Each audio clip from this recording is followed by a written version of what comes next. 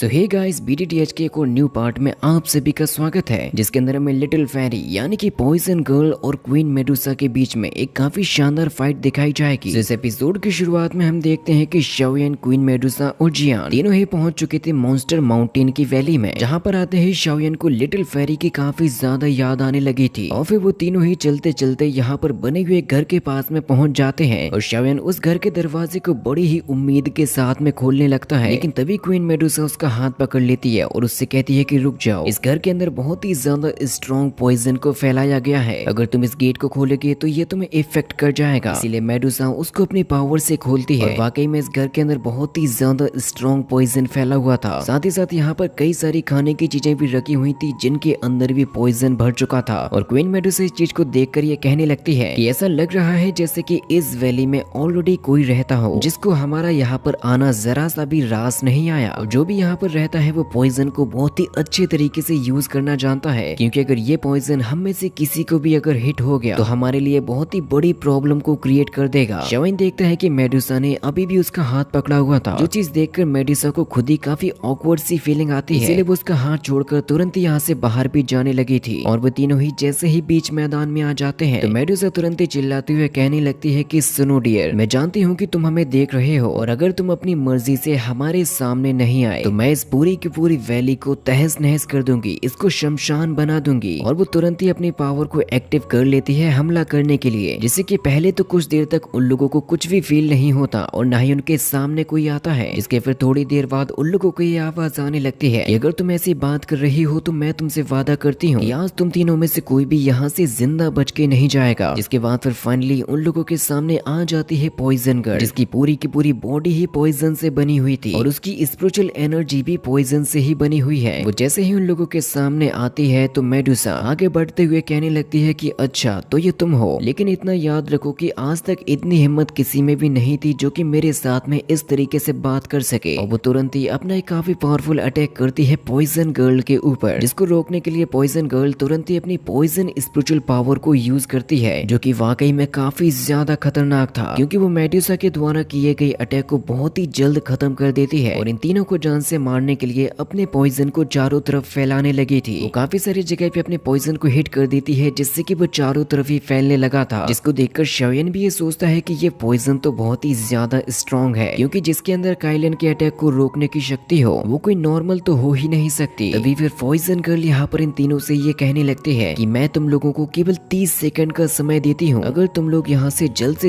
नहीं निकले तो सभी के सभी मारे जाओगे। जिस बात को सुनकर मेडुसा को काफी गुस्सा आता है और मुझसे कहने लगती है कि इस बात से फर्क नहीं पड़ता कि आज तुम यहाँ पर रुकोगी या फिर यहाँ से भागने की कोशिश करोगी, लेकिन तुम्हारी जिंदगी आज मैं अपने हाथों से ही ले लूंगी। और फिर वो तुरंत ही अपनी फुल स्पीड के साथ में पॉइजन गर्ल के ऊपर अटैक करने के लिए जाने लगती है, जिसको देखकर फिर लिटिल फेरी तुरंत ही अपने अटैक्स को भी प्रिपेयर करने लगी थी। वो मेडुसा को रोकने के लिए अपने कई सारे पावर अटैक्स को अप्लाई करती है, जिससे कि काफी सारे पॉइजन टेंटिकल्स मेडुसा को रोकने के लिए आने लगे थे, लेकिन मेडुसा के लिए इन छोटे मोटे अटैक्स को रोकना कोई भी ज्यादा बड़ी बात नहीं थी। वो अपने एक स्वॉर्ड को निकालकर इन सारे के सारे पॉइजन टेंटिकल्स को खत्म करने लगी थी और अपनी मार्शल सोल को भेज देती है पॉइजन गर्ल का सामना करने के लिए, लेकिन पॉइजन गर्ल काफी आसानी के साथ में उस स्नेक की स्पिरिट को अपने पॉइजन से पकड़ के डिस्ट्रॉय कर देती है। जिसके बाद फिर मेडुसा उस पर अपनी स्वॉर्ड से अटैक करने लगी थी, जिसका सामना करने के लिए फिर पॉइजन गर्ल भी अपने एक स्वॉर्ड को लेकर आ जाती है। जिसके बाद फिर उन दोनों के ही बीच में एक काफी शानदार फाइट होने लगी थी। इन दोनों की ये फाइट इतनी ज्यादा खतरनाक तरीके से होती है कि शाओयन भी उसको देखकर ये सोचने लगता है कि अगर वो इस फाइट के बीच में नहीं जाएगा तो ये दोनों तो काफी लंबे समय तक एक दूसरे के साथ में लड़ती ही रहेंगी। और वो ये भी सोच रहा था कि आखिर ये मिस्टीरियस गर्ल है कौन, क्योंकि वो अपनी एबिलिटीज के बल पर मेडुसा को बराबरी की टक्कर दे रही थी, इसीलिए वो सोच रहा था कि ये कोई अनजाना पर्सन तो हो ही नहीं सकता। लेकिन आखिर अभी तक शाओयन ने उसके बारे में कभी सुना क्यों नहीं। अब यहाँ पर पॉइजन चारों तरफ ही फैलने लगा था, जिससे शाओयन को तो कोई भी फर्क नहीं पड़ता, लेकिन जियान को पड़ सकता था। जियान कहने लगती है कि ये पॉइजन गर्ल तो काफी ज्यादा स्ट्रॉन्ग है, क्योंकि जो मेरी सिस्टर काइलिन को बराबरी की टक्कर दे रहा है मैं उसको कभी भी कमजोर नहीं समझूंगी। साथ ही साथ उसकी आउटर बॉडी भी काफी ज्यादा स्ट्रेंज है, लेकिन अब यहाँ पर फैलने वाला पॉइजन जियान की बॉडी के ऊपर इफेक्ट करने लगा था, जिससे कि उसको खुद से ही चक्कर आने लगे थे। जियान उसको संभालता है और सोचने लगता है कि आखिर अब वो इसे कैसे बचाए। सबसे पहले अपनी स्पिरिचुअल एनर्जी की मदद से एक ऐसा अटैक करता है जिससे कि उसके चारों तरफ से ये पॉइजन काफी दूर हो चुका चुका था। और फिर वो जियान को अपने पास में रखी हुई एक पिल खिला देता है ताकि वो खुद को रिकवर कर सके और इसकी वजह से ये टॉक्सिक गैस अब ज्यादा उसकी बॉडी में नहीं फैलेगी। लेकिन अगर ऐसा हुआ तो जियान बहुत ही बड़े खतरे में भी पड़ सकती है। इसीलिए वो जियान से कहता है कि अब जरा अपनी ब्रेथ को संभालना, यहीं पर रुकना और कहीं पर भी मत जाना, क्योंकि अब मैं काइलिन की मदद करने के लिए जा रहा हूँ। जिसके बाद फिर वो अपनी फुल स्पीड के साथ में जाने लगता है काइलिन की तरफ, जो कि पॉइजन गर्ल के साथ में फाइट कर रही थी। और शविन सीधा जाकर एक बहुत ही तगड़ा अटैक कर देता है पॉइजन गर्ल के ऊपर, जिससे कि उसकी बॉडी से और भी कहीं ज्यादा पॉइजन निकलता है। फिर शाओयन और क्वीन मेडुसा दोनों ही एक तरफ खड़े हुए उससे ये पूछने लगते हैं कि आखिर तुम कौन हो। इसके बाद फिर पॉइजन गर्ल उसके सामने आती है, लेकिन उसने तो अपना मास्क पहना हुआ था, जिसकी वजह से शाओयन उसको पहचान नहीं पाता। लेकिन वो तुरंत ही शाओयन को पहचान जाती है और उसे याद आने लगता है कि ये तो वही है जिसके साथ में वो अपनी पूरी जिंदगी बिताना चाहती थी। इसीलिए वो अपना मुंह दूसरी तरफ मोड़कर इन लोगों से कहने लगती है कि मेरी इस वैली से दूर चले जाओ। तो शाओयन उससे कहने लगता है कि दोस्त, बुरा मानने की जरूरत नहीं है, मेरा नाम है शाओयन, और वैसे तुम्हारी जानकारी के लिए बता दूं तो इस जगह को सबसे पहले मैंने और मेरी एक दोस्त लिटिल फेरी ने ढूंढा था। इसलिए मैं तो यही कहूंगा कि इस प्लेस का असली हकदार मैं हूँ, ना कि तुम जिसने बाद में आकर कब्जा कर लिया। तो पॉइजन गर्ल कहती है कि अच्छा तो तुम शाओयन हो और तुम्हारी दोस्त ने इस जगह को ढूंढा था। लेकिन मेडुसा गुस्सा करते हुए कहने लगती है कि इससे बातें करने की तो कोई जरूरत भी नहीं है, भले ही इसका पॉइजन काफी ज्यादा स्ट्रॉन्ग है, लेकिन इसको हराना मेरे लिए ज्यादा मुश्किल नहीं होगा। लेकिन शाओयन मेडुसा को तुरंत ही रोक लेता है कि उसे पॉइजन गर्ल के अंदर कोई जाना पहचाना सा नजर आ रहा था। इसीलिए वो उससे कहने लगता है कि आखिर तुम्हारा नाम क्या है, शायद हो सकता है कि हम एक दूसरे को जानते भी हों। तो फिर पॉइजन गर्ल अपने पास में रखी हुई एक छोटी सी ग्रीन बोतल को शाओयन की तरफ फेंकती है और कहती है कि तुम दोनों काफी स्ट्रॉन्ग हो, पॉइजन तुम्हें इफेक्ट नहीं करेगा लेकिन उस छोटी बच्ची को कर सकता है, इसीलिए इस एंटीडोट को उसकी बॉडी में डाल देना जिससे कि वो तुरंत ही ठीक हो जाएगी। लेकिन शाओयन जैसे ही उस ग्रीन बोतल को अपने हाथ में देखता है तो तभी पॉइजन गर्ल उन दोनों से ये कहने लगती है कि अब क्योंकि ये जगह तुमने और तुम्हारी फ्रेंड ने खोजी थी तो अब मैं इसे तुम्हारे हवाले करके जा रही हूँ। उसके बाद फिर वो तुरंत ही बहुत ही स्पीड के साथ में यहाँ से निकल जाती है। लेकिन शाओयन जैसे इस बोतल के ऊपर गौर करता है उसको तुरंत ही समझ में आ जाता है कि ये ग्रीन बोतल तो उसकी फ्रेंड लिटिल फेरी के पास में थी, जिसने उससे कहा था कि समय आने पर मैं चली जाऊंगी और तुम कभी भी मुझे मत ढूंढना। इसीलिए शाओयन समझ जाता है कि ये तो उसकी फ्रेंड थी लिटिल फेरी, और वो जैसे ही उसका नाम लेता है तो पॉइजन गर्ल तुरंत ही यहाँ से काफी तेजी के साथ में भागने लगती है। तो फिर शाओयन क्वीन मेडुसा से कहता है कि तुम जियान का ख्याल रखना, जरा मैं अपनी एक पुरानी दोस्त से मिल के आता हूँ। और वो अपनी फुल स्पीड के साथ में पॉइजन गर्ल का पीछा करने लगता है। पॉइजन गर्ल जैसे ही शाओयन की तरफ देखती है उसकी भी शाओयन से मिलने की काफी इच्छा होती है, लेकिन वो यहाँ से तुरंत ही गायब हो जाती है। लेकिन शाओयन उसको लिटिल फेरी के नाम से बुलाते रहता है। वो घाटियों में उसको ढूंढ रहा था लेकिन वो उसे कहीं पर भी नजर नहीं आ रही थी। और उसको लिटिल फेरी की एक बात याद आती है कि उसने उससे कहा था कि आज के बाद से अब हम लोग कभी भी नहीं मिलेंगे, और अगर मिलेंगे भी तो हम लोग अपनी सपनों की दुनिया में ही एक दूसरे के साथ में मिलेंगे, इसीलिए तुम्हें अपने लिए किसी अपने एक नए साथी को ढूंढना होगा। लेकिन शाओयन तो उससे मिले बगैर रह ही नहीं पा रहा था। वो उसको चिल्लाते हुए हर जगह भटकने लगता है कि कम से कम कहीं पर तो वो उसको देखने को मिल जाए। लिटिल फेरी ने उससे कहा था कि भले ही हम एक दूसरे के साथ में ना रहें, लेकिन मेरी दोस्ती हमेशा ही तुम्हारे साथ में रहेगी। शाओयन को लिटिल फेरी को चिल्लाते हुए काफी देर हो जाती है। वो भी एक जगह पे छुपी हुई उसको चिल्लाते हुए देख रही थी कि किस तरीके से शाओयन उससे मिलने के लिए तड़प रहा है, कितनी जोर से उसका नाम चिल्ला रहा है। लेकिन पॉइजन गर्ल चाहकर भी उसके पास में नहीं आ पाती और न ही उससे मिल पाती है। शाओयन पागलों की तरह उसको चिल्लाते हुए एक जगह पे आ जाता है, क्योंकि लिटिल फेरी को चिल्लाते हुए उसको काफी देर हो चुकी थी और वो इस बारे में भी जानता था कि लिटिल फेरी उसको आवाज को सुन सकती है, लेकिन फिर भी वो उसके पास में नहीं आना चाहती। वो थक हार कर काफी ज्यादा दुखी हो जाता है और इस बारे में सोचने लगता है आखिर लिटिल फेरी को ऐसा क्या हो गया जो कि वो मुझसे मिलने की हिम्मत ना कर सकी। और फिर तभी शाओयन के पास में वहां पर आ जाती है क्वीन मेडुसा, जिनके आगे की बातचीत हमें नेक्स्ट पार्ट में दिखाई जाएगी, जो कि बहुत ही जल्द आने वाला है। साथ ही हमारी जो मच अवेटेड सीरीज है मार्शल गॉड असुरा, जो कि आने वाली है 26 सितंबर को, जो कि सबसे पहले आपको हमारे ही चैनल पर देखने को मिलेगी।